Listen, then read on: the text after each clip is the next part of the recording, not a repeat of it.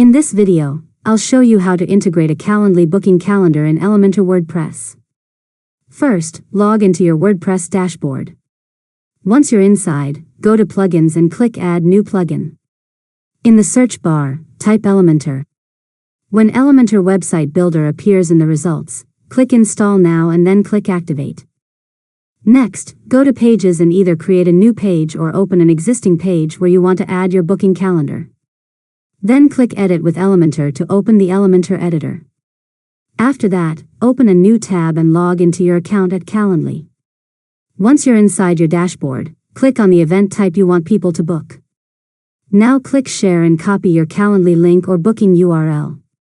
This is the link visitors will use to access your scheduling page. Next, return to your WordPress page in Elementor. From here, you can add the Calendly booking link to your page by pasting the URL into the appropriate section where you want visitors to access your calendar. After that, save your changes and update the page.